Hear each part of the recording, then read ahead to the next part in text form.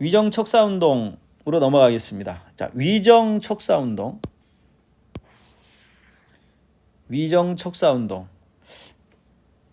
순서로 보면 위정척사파에 대해서 먼저 살펴보겠습니다. 위정척사가 뭐냐? 위정척사가 뭐냐면요. 왜 이래? 이 정학을 보위하고 지킨다 이 말이죠. 보위하고 사학을 배척한다는 얘기죠. 위정척사는 정학을 보위하고 사학을 배척한다. 사학은 사악한 거니까. 자, 위정척사란 성리학만이 유일한 정학이다.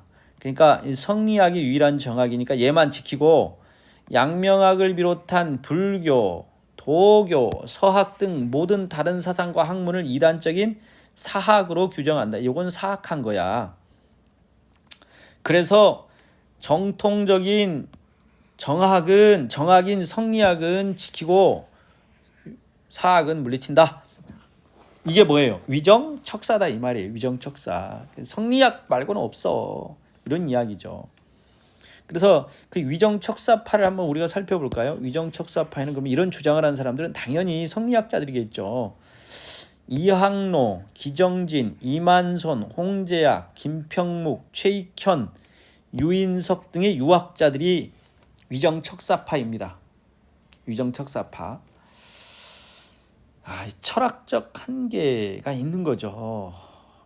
온리 성리학이 이 조선이라는 나라를 어떻게 만들었나요? 자, 그럼 위정척사파는 어떤 목적을 가지고 이런 일들을 했을까? 첫 번째, 정치적으로는 조선 왕조의 전제주의적 정치체, 지금이 좋다 이 말이죠. 이대로 가라. 왜 바꾸려고 하냐? 경제적으로는 양반지주가, 자기들이 양반이거든요. 양반지주 중심의 이 봉건적 경제체제가 자기들은 마음에 들어요. 왜? 자기들이 다 가지고 있으니까. 사회적으로도 뭐예요? 양반 중심의 신분 차별이 있어야 된다는 얘기죠. 차별적 사회체제. 어디 감히 반상의 도가 있는데 양반과 상민이죠. 이건 우리 조선의 신분지에서 잠깐만 언급해 볼까요? 조선은 경국대전에 양천제로 법제화되었어요. 원칙적으로는 양천제 사회였어요. 15세기에. 그죠? 이렇게, 그러니까 이때 양반 천인 그러면 공부를 못 하는 거예요. 양인과 천인으로 둘밖에 없었다고요. 신분 계층이. 그런데 과거에 급제한 문무 두 이 권력자들을 양반으로 해서 신분제로 자리매김이 돼버려요. 양반. 그리고 이 양인이 양반과 상민으로 쪼개집니다. 상민의 대부분은 농민이겠죠. 그리고 여기에 도태된 양반 중에 서얼이나 중인들, 서얼 이런 사람들, 그 다음에 기술관들 이런 사람들을 우리가 뭐라고 해요? 중인이라고 하죠. 그래서 여기 중인 계층이 하나 등장하는 겁니다. 중인이. 그리고 이 천인은 그대로 이어지는 거고요. 그러니까 16세기 이후에 봤더니 어떻게 돼요? 양인은 양반과 상민, 반상으로 쪼개졌죠. 그리고 중간 계층이 등장해서 몇 개 계층이 나와버렸어요. 4개 계층이 나와버렸어요. 원래 양천제 사회에 있는데 원칙적으로는. 그죠? 그래서 이런 차별적 사회가 지금 4개 계층으로 보편화된 거예요. 사회적으로는 이렇게 됐다는 거죠. 원칙적으로는 양인과 천인밖에 없어요. 양천제 사회야. 그러나 사회적으로는 이렇게 되었다. 4개 계층으로. 그래서 여기서 우리가 반상의 구별이 있는데 이렇게 자주 얘기하는 거예요. 그 다음 사상적으로 가봅시다. 무슨 얘기를 하다가 이렇게 길어졌을까요? 사상적으로는 성리학 말고 없어. 이렇게 주장했죠. 누가? 위정척사파들의 이 사상이, 철학이 그렇다는 얘기입니다. 그래서 이들이 이제 위정척사 운동을 일으키죠. 위정척사 운동을 일으킵니다. 위정척사 운동은 1860년대, 1870년대, 1880년대, 1890년대로 나누어서 볼 수 있습니다. 1860년대는 여러분 생각해 보세요. 1860년대에 우리 무슨 일들이 있었어요? 1866년에 병인 양요가 있었고 1800 맞죠? 그다음 1800 통상 반대 운동이니까 그러니까 서양 세력들이 계속 통상을 하자고 요구를 해 가지고 통상 반대 운동이 있었죠. 통상 반대 운동입니다. 통상 반대 운동.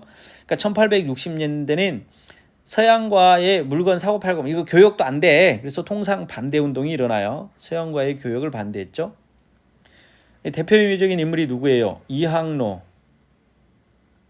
기정진 이런 사람들이죠. 한국에 들어오지 마. 그래서 이항로인가? 이항로는 척화주전론을 주장합니다. 척화주전론이 뭐예요? 척화주전론이 뭘까요? 화친을 배척하고 전쟁을 주장했죠. 척화주전론. 그죠? 대원군의 마음과 딱 맞았겠네요. 1870년대로 가면 개항 반대 운동입니다. 문호 개방 1876년에 강화도 조약이 있죠. 그 문호를 개방하는 건데 그 문호 개방을 뭐 하겠다? 반대하겠다. 문호 개방 반대. 1860년대는 뭐라고 했고 방금 통상을 반대했고 통상 반대 운동. 1870년대는 항구를 개방했으니까 개항 반대 운동이 일어났다. 누구 있다?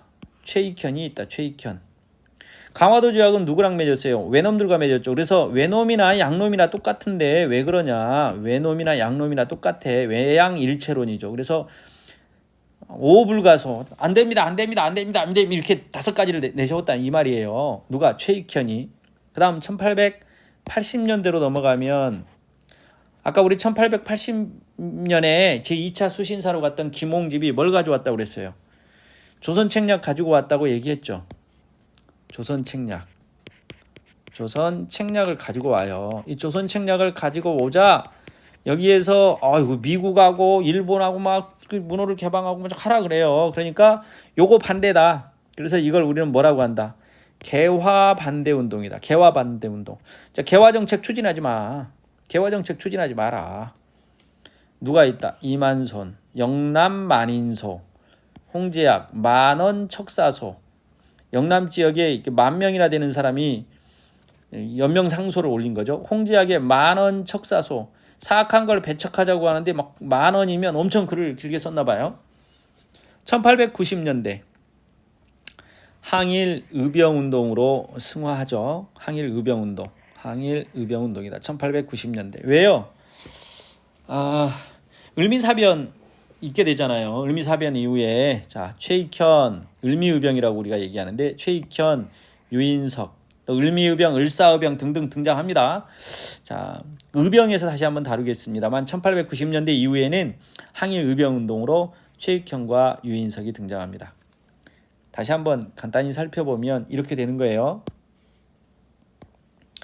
1860년대 통상 반대 운동, 서양과의 교역 반대, 이항로, 기정진.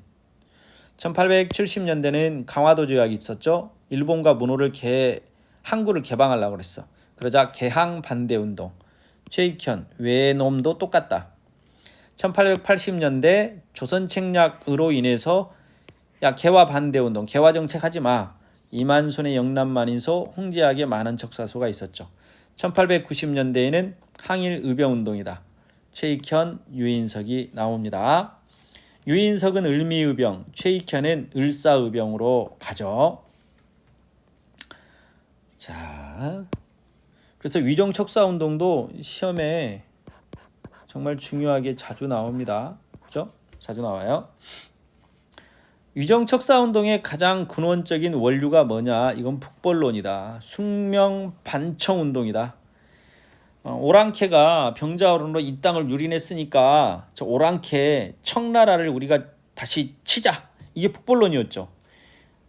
군사적 능력도 되지 않으면서 숙명반청운동입니다. 명나라를 숭배하고 청나라를 반대하는 운동. 여기에서 이어진 게 뭐다? 위정척사운동이다 이 말이죠. 철학적 배경을 볼까요? 기정진 이진상의 이 이론론이다. 이건 성리학에서 우리가 한번 다루겠습니다만 이와 기 중에서 뭐요? 이 이론론을 주장한 거예요. 1860년대 무슨 척사? 병인척사. 왜 1860년대를 병인척사라고 이야기할까요? 1860년에 병인양요 있었잖아요. 그러니까 병인척사라고 얘기한다. 1870년대 강화도조약 병자수호조약 있었죠. 그러니까 무슨 척사라고 한다. 병자척사. 1880년대 조선책량이 들어와서 1881년에 신사척사라고 얘기한다. 이런 게 대표적이었다 이 말이에요. 척사운동이 쭉 있었지만 1860년대는 병인척사, 1870년대는 병자척사, 1880년대는 신사척사가 대표적이었다. 신사척사운동에 이만손의 영남 만인소와 홍제학의 많은 척사소가 있었는데요. 홍제양은 처형당하고요. 이만손은 유배당합니다. 정부는 강경책을 펴게 된 거죠. 자, 우리 이학로의 척화주전론 한번 살펴볼까요? 이학로의 척화주전론.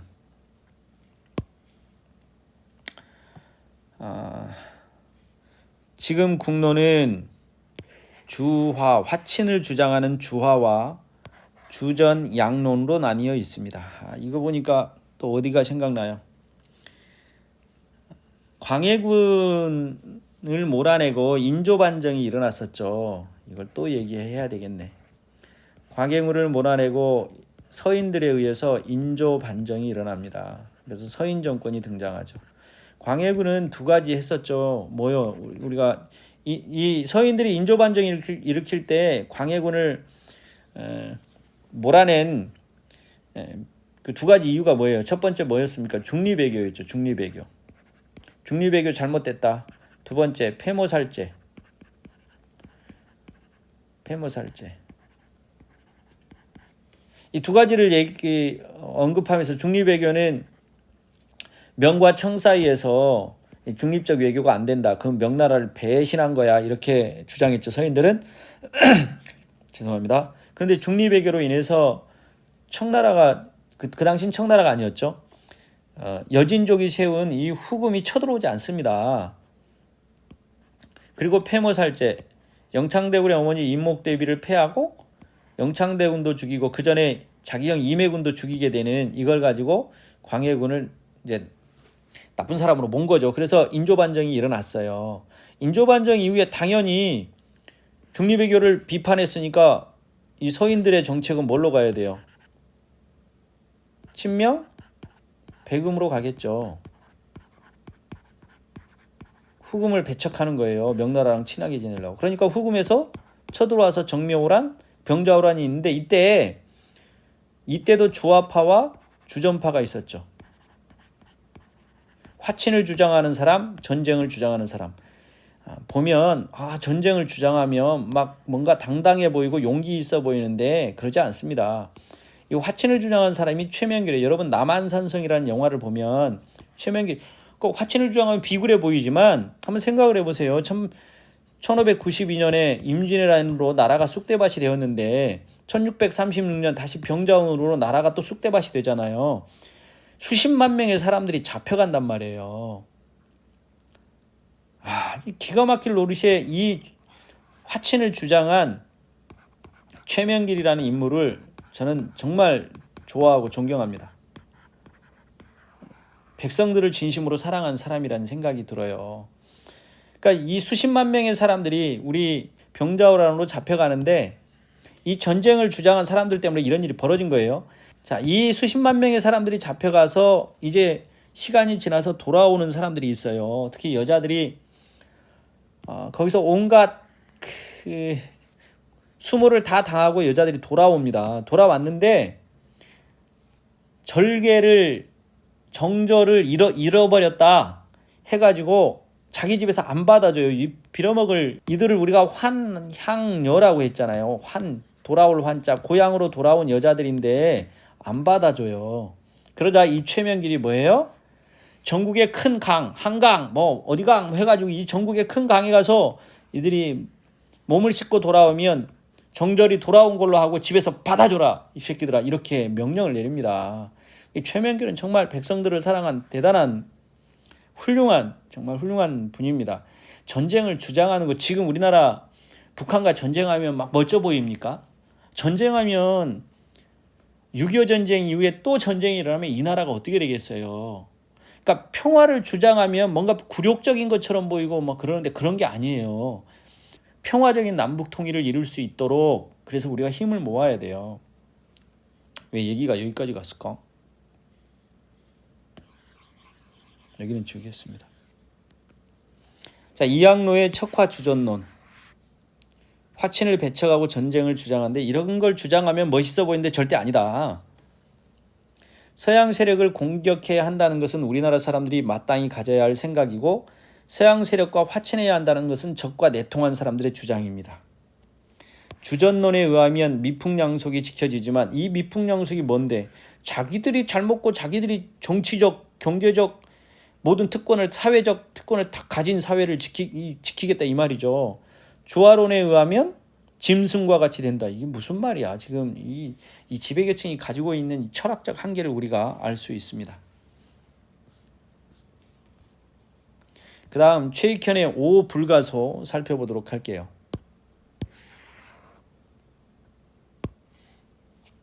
최익현은 저 적들의 욕심은 무라를 교육하는 데 있습니다. 최익현은 뭐였죠? 강화도 조약 반대죠. 그죠? 그래서 병자척사라고 얘기했습니다. 1870년대.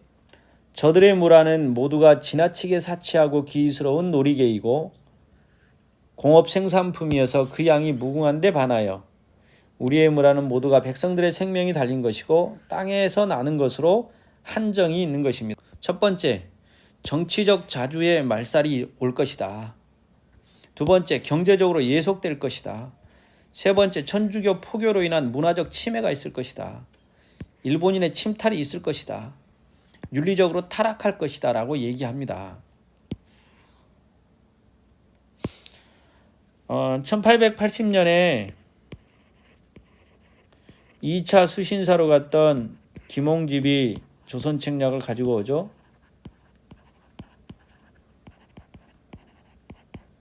이 조선책략에 보면 이건 청해 주일 참사관이었던 황준센이 쓴 책인데 여기서 뭘 얘기했어요? 러시아를 방어할 방아책으로 친중국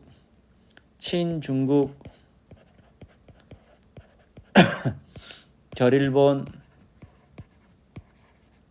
연미방을 주장했다고 했죠. 이제 여기에 대한 반대예요. 이걸 우리가 신사척사라고 했고 개화 반대 운동이라고 얘기했습니다. 김홍집이 가져온 조선 책략을 보노라면 머리카락이 곤두서고 쓸개가 떨리며 통곡하지 않을 수 없습니다. 이 책에서는 뭘 주장하고 있어? 신중국 결일본 연미방을 주장하고 있으나 가당치 않습니다. 첫 번째, 중국은 우리가 신하로서 지금 섬깁니다. 일본은 우리에게 매여있던 나라입니다. 원수지간이에요. 임진왜란 이후에. 미국은 우리가 잘 모르는 나라예요. 러시아는 우리가 왜 특별히 미워할 이유가 없어요. 그죠? 이런 이야기입니다. 영남만인소에서 이야기하고 있죠. 신사척사의 이만손의 영남만인소와 홍지학의 만원척사서라고 했는데 이 홍지학의 상소문도 살펴봅시다. 국왕의 친정 이래로 고종이죠.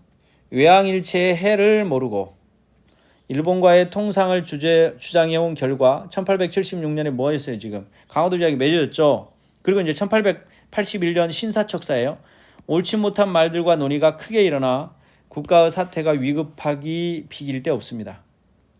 서양 물건과 그리스도교라는 사교의 우세로 공맹의 가르침은 날로 사라져 가정에서 윤리가 깨어지고 사람에게는 예의가 허물어져서 그런 나라가 망하겠다 이 말이죠. 종묘사직이 무너질 위기에 있으니 국왕은 위정척사의 대의를 밝혀 주화매국하려는 신료를 처단해야 됩니다. 화친을 주장하고 나라를 팔아먹으려고 하는